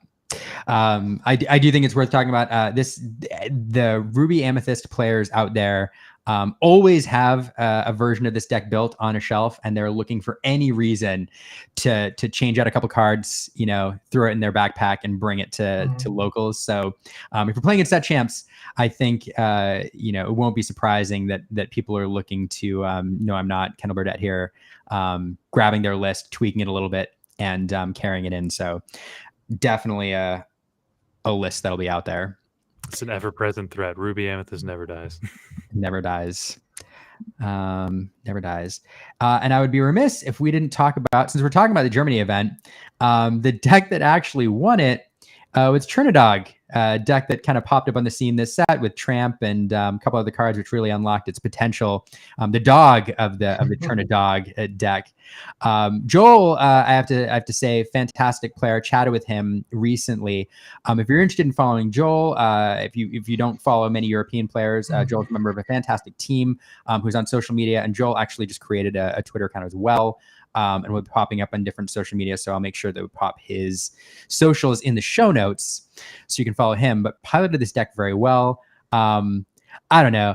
I love that Chernadogs. I'd love to get your all thoughts on this deck and where it sits in the meta. But I love that Chernadogs exists. I think it's a lot of fun. It's a deck which I'm actually surprised to see it do as well as it did. I think a lot of it was built around, and one of the reasons it dominated so well is because it's built around countering some of the the item builds, the bell heavy builds that we saw with the 4 willpower kind of made to run into her early game, unlock Rapunzel. Nevertheless, with the Hiram ban, it's still around and doing well. I don't know. What do you all think of Chernadog? Let Lindz goes first. What Oh, do you have gosh. to say about Chernadogs? I mean, I like it a lot. I ran into some of my locals playing it, and just Chernabog as a card is a lot. It's scary that he's making a big splash. A 9/9 is hard to deal with. But I think what I learned the most from watching this finals match is that Be Prepared is a card we should not be considering banning. I hear people talk about it all the time. But seeing the board with 14 characters on board, Be Prepared is needed in this game. And like the fact that they were playing against Steel Song in the final, like there's no Be Prepared, so it's just like go as wide as you can. They're not running swords or anything. Like just plop down characters is good. I think similarly to Steel Song though, the deck can kind of just beat itself. There it is. Yeah. Like that's the board state. Yeah, that is disgusting. Like, right. As someone who likes to go wide with my Mufasa decks, that is disgusting. That should never happen. 21 characters on board, by the way. Yeah. Bonkers. This is wild. So yeah, but it has not a lot of draw power, which most it's Rapunzel's for the most part. Like the tramps aren't putting you up cards, but they are helping you cycle to get Chernadogs out quicker. So similar to Steel Song, I think if your opponent's not wheeling and giving you more cards in hand, like you can kind of just lose yourself if your opponent gets the board under control. So it's really matchup dependent in my opinion, but a good deck. For sure. I don't know if I'd call it a tier 1 quite, but I like I think that's fair. Yeah. No, I don't know. I what I like about it is, aggro decks have in Lorcana had a really hard time of really breaking out and being competitively viable. They're always there to sneak games. And in 2-game formats, sometimes they can actually do okay if you if you sneak in a win on game 1 on the draw and then surprise your opponent and then manage to take it on the play in game 2. But they've never really been like tier 1. And part of it is because the control has been so good. And then, just like most aggro decks, you stall out and then that's it. Turn 4, turn 5, that you've lost the game. And what they did with some of the cards in the set and then with Chernabog is give this version of an aggro deck a phase 2. And so in the later game with not only do you have some reach with some go-go with go-go in this color or an emerald, and then you can actually, I guess you have a little bit of reach with like Baloo, drop him down and he's kind of a guaranteed 2-lore eventually. But that Chernabog gives you a phase 2, not only the Chernabog, but then the ability to pull cards out of your discard pile. I don't know. So I like that in this set, there are cards that allowed an aggro deck to go into the late game and still have a shot. But I mean, we saw it. I think it was game 1. He was able to chain a tramp into a Chernabog in one turn. Like it was pretty, and I think it was like his turn 4 or 5, something like that. Yeah. So like it's able to cheat out just an insane amount of stats and lore in a single turn. Yep. And you do that in front of Steel Song, and you're just like, cool, I will go to the next game. Yeah. Because you're never clearing. What is that? That's 9, 15, 21 willpower. Yeah, just hurling lightning 3, bolts. 4, 5. That's 7 lore for 4 ink, and you're just like, cool. Yeah, I'll whole new world to you. Well, this was fun. Yeah. That was a fun and interactive game. Yeah, I think it's an aggro deck that finally figured out the steel matchup. I think steel's what's really kept aggro down a lot. Just being able to ping everything early and you just can't get anywhere. Because I think Steel Song in the past has always been the deck that keeps aggro down. And now with Chernadogs, it's like, nah, we beat Steel Song pretty well. Because before, the aggro decks were like Amethyst Emerald, and you had to run like your 1/1 Lilos, your 1/1 Maleficents, your 1/1 Pinocchios. It's like cool, Storm, Strength. Yeah. Everything goes away. But now they're just like, cool, this is 2/6. Yeah. And you're like, yeah.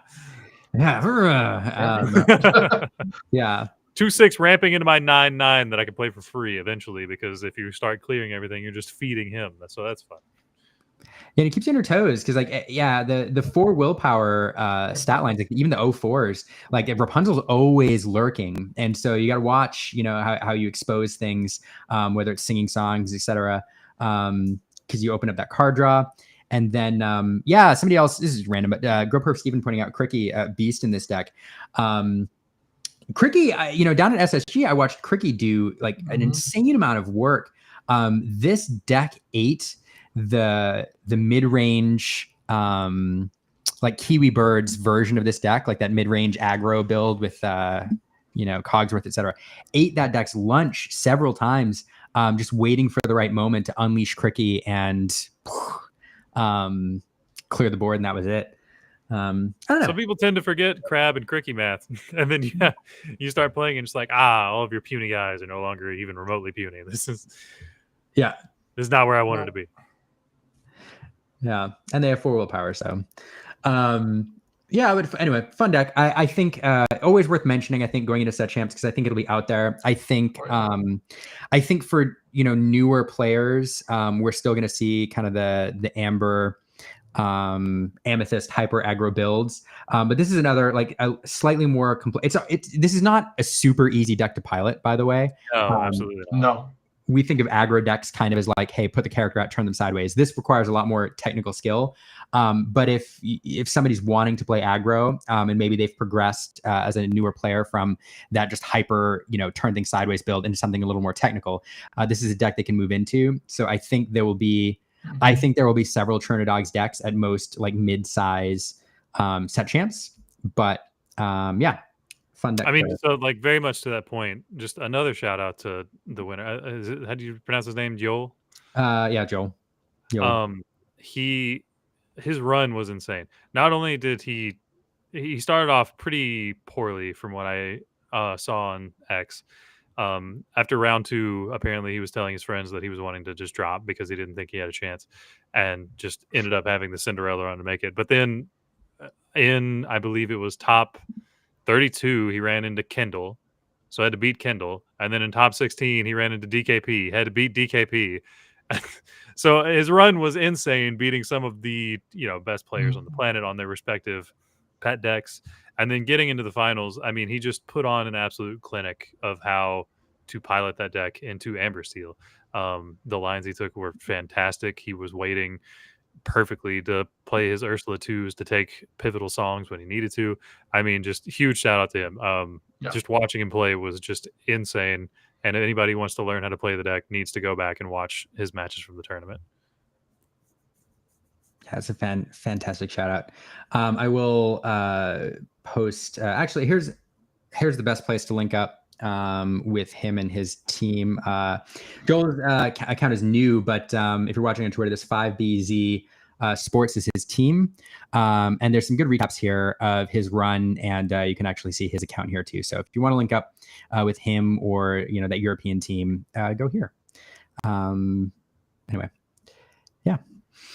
Only have a couple more minutes here. We are running a little late, but before we get to the end of the show here, first, if there's any questions from the audience about what's going on, set champs, by any particular deck, let us know. But what? So those were all decks that topped big tournaments this weekend. What are we missing anything big that we haven't talked about? I guess we didn't focus on Blurple. Well, Zan talked about it a bit. I think we've hit most of the big stuff. So I guess broadly, unless there's a deck that we missed, broadly, I guess, what do we think?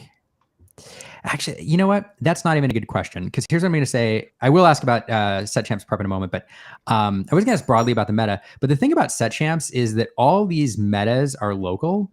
You know, Lindz, you pointed out, you know, that your meta up there in the Denver area leans very heavily into Steel Song. Down here in Austin, it leans heavily into green steel, and I blame Aaron Rubin for that. Call him right now, Lorcana, bro. What have you done? Yep. Call him out. Yeah, so I think, you know, we talk about like big meta picture, but I think set champs in general tend to be a lot more localized metas, and I think it's very difficult. Like, we can't answer what your local meta is going to look like. You all out there know better than us what people are playing, because the thing is, in a lot of stores, you know, there's a lot of us who follow the competitive scene, have a lot of singles, like we're shifting what we play, what we build. There's a lot of people who just have their deck for the set, and they're set. They're going to play that deck, you know, unless Hiram gets banned, you know, they're going to play that deck for the entire set. That's what they're going to play. That's what they play at locals every week. That's what they're going to play at set champs. And so, yeah, I don't know. I think that's right. No, I mean, like, you know, to that point, there's a guy locally to me. I've now moved up to the Pittsburgh area. There's a guy, and anytime I see him, he's on Amber, Amethyst, Aggro. It is some variation of it. He changes out the cards, and he's a really good pilot of the deck. Legitimately does really well. I mean, he beat me in round 1 of one of the, I think it was the last set champs, and then I had to face him again in top 8. But like, that's what he plays. So there are a lot of people who are like, oh, I don't have to worry about the super hard aggro deck because no one plays it. And there he is, always looming in the background. I'm sorry. I haven't said Fortisphere like once. I keep saying I've said Hiram every time. That's funny.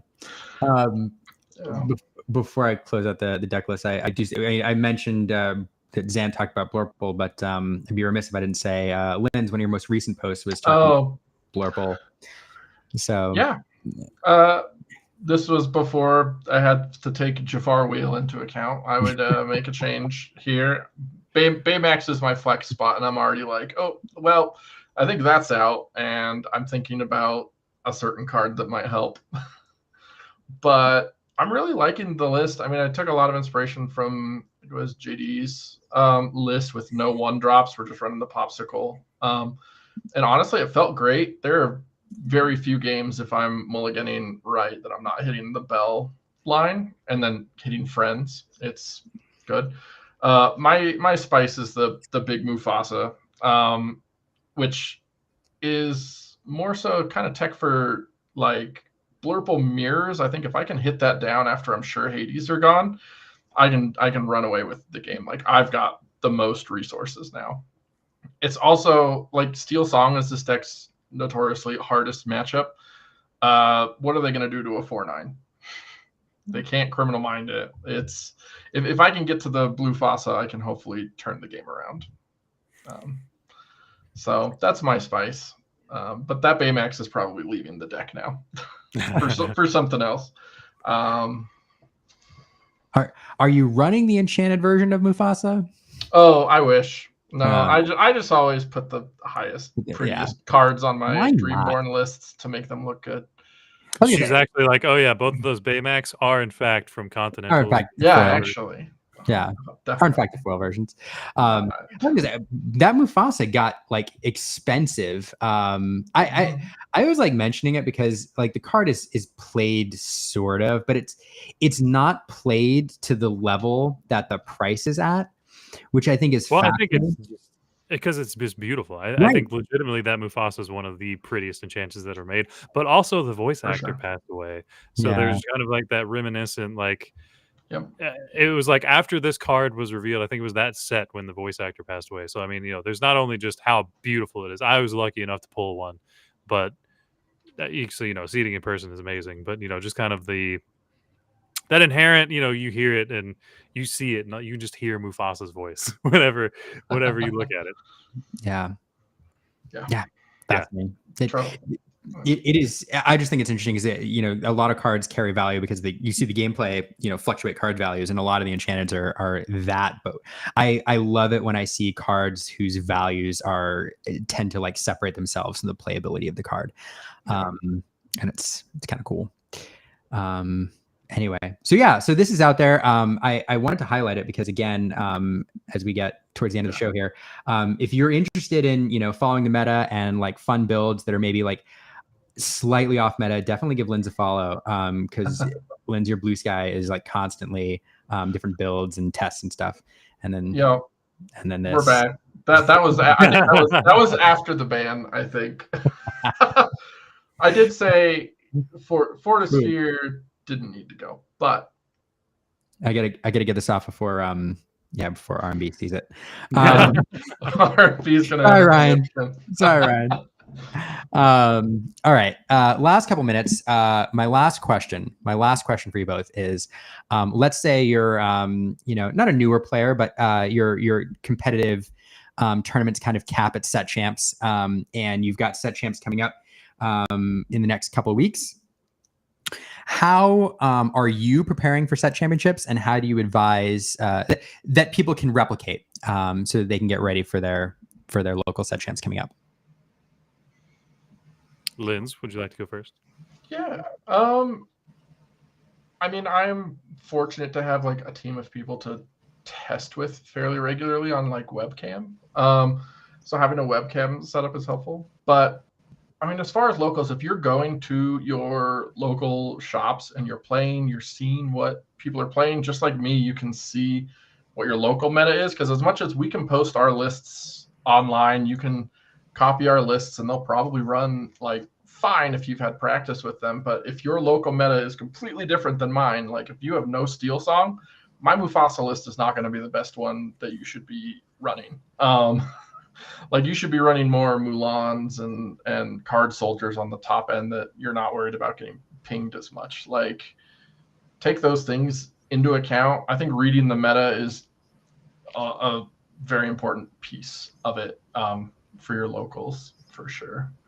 And just practice your lines. Picking up a deck takes time to learn. Don't walk into set champs with just a deck you haven't practiced at all. I think I've seen people do that where they're just like, I changed last minute, and then I see them not do so well because they're not optimally, mulliganing and playing those lines. Yeah. I'm not gonna lie. I've been guilty of. There was a whole set champs where I had not due to commentating challenges and whatever. I had not had a chance to play much at all, or even update my deck. And I actually think I carried my set 3 Emerald Amethyst deck into set 4 set champs. Man. And it didn't go well. Yeah, I imagine so. You taking set 3 Emerald Amethyst into a Diablo meta. Yep. Diablo Big Nisu meta. Wow. Yep. What a brave man you are. Yep. It was brutal, but yeah, I think the only deck you can do that with is Ruby Amethyst. I actually saw someone come to like set 4 or set 5 set champs with their Ruby Amethyst from the last set because they were like, I haven't had time to play or anything. And they brought their old Ruby Amethyst and they got top 8. And I'm just like, yeah, good. Yeah. Good job. That Kendall deck hasn't changed. Kendall's Well, like, I think that was the joke. Like every time a new set came out, we're like, all right, Kendall, do any of these cards fit in it? And then like he'd go win an event that first weekend with just the last set's Ruby Amethyst. We're like, yeah, but it's Kendall. Like, yeah. No, that's awesome. All right. We've gone over time here. It is over 2 hours. So I'm going to do some quick housekeeping, and then I'm going to ask how people can follow you all. First off, thanks for everybody who's hanging out with us here tonight.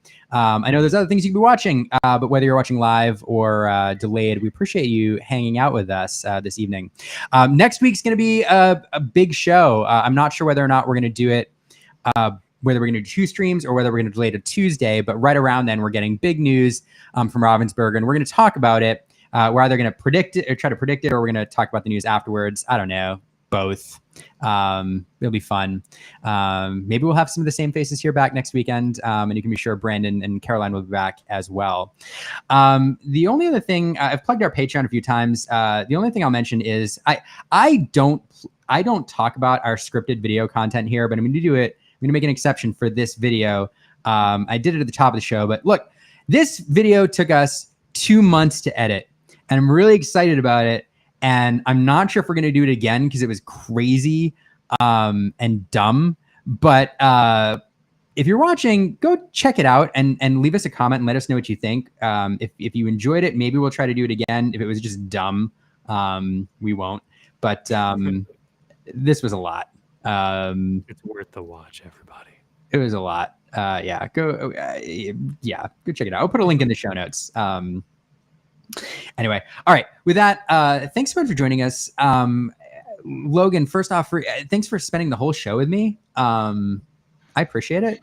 Oh, it's always a pleasure, man. Always. I love having you here. How can people follow you, what you're doing, and connect with you?